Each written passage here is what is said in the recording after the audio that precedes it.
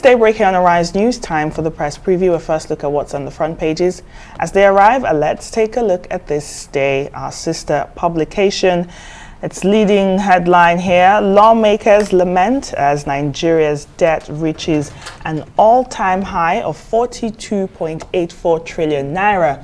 Let's take three riders there. 36 states, FCTO 5.281 trillion naira local debt. You have Lagos. Lagos tops that list with 797.3 billion naira.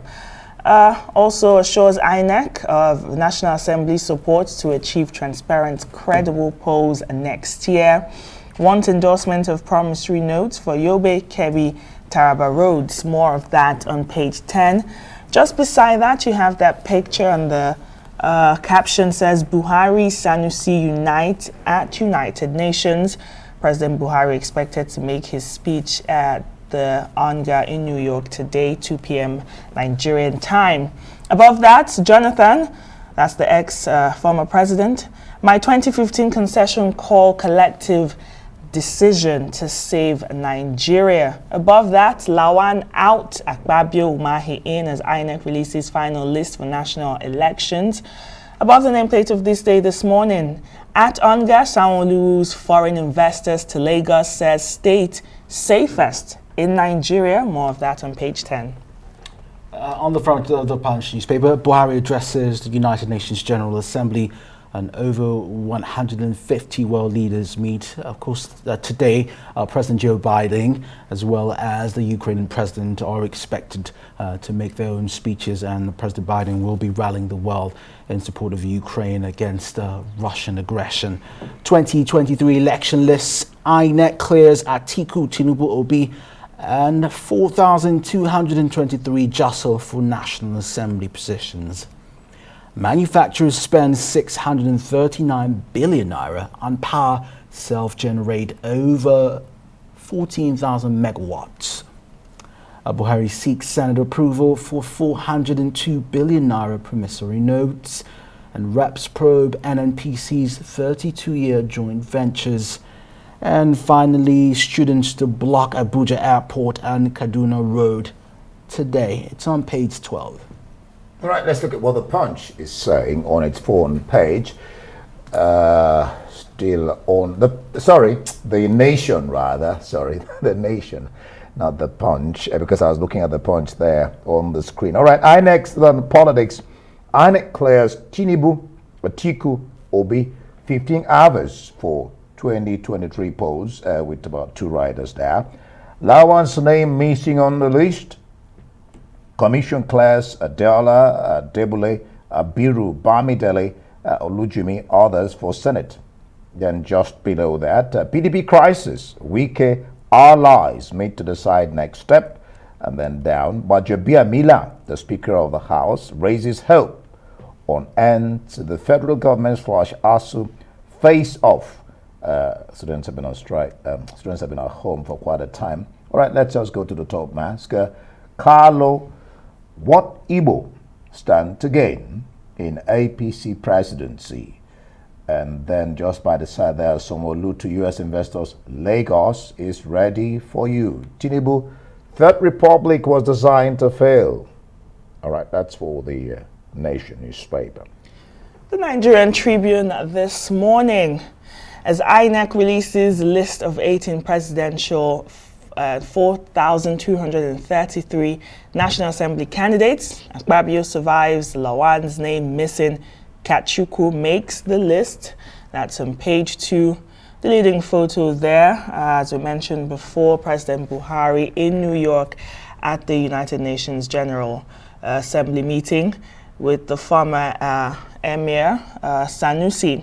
And just below that, police nab 15 suspected kidnappers in Ibadan. Ekiti PDP elders reject Faisal leadership. More headlines above the nameplate of Nigerian Tribune. Over 100 confirmed dead in Jigawa flood.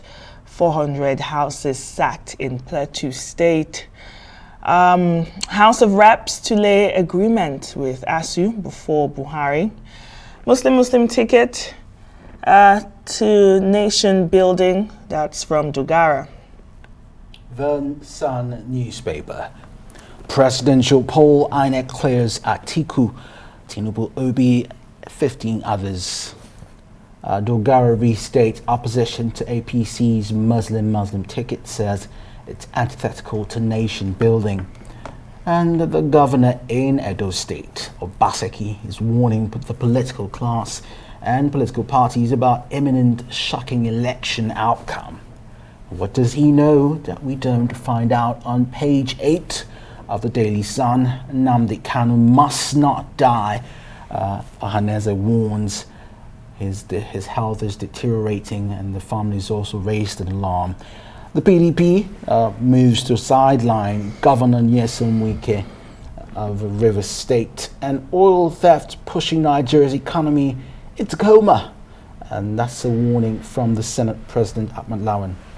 One is really wondering how Kachiku is going to deal, or the ADC is going to deal with his party, when INEC accepts him and his party says he's suspended or expelled. Well, we expect them to throw their support to other people.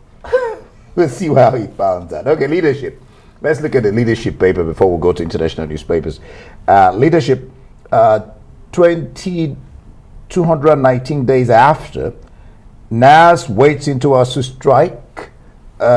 Wants FG Union to shift ground. We've made progress. That's coming from Budget Biamila, the speaker.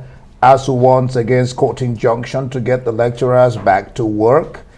Students to ground Abuja Airport today. Kaduna government bans planned protest in Kaduna Abuja Road. Crude oil theft.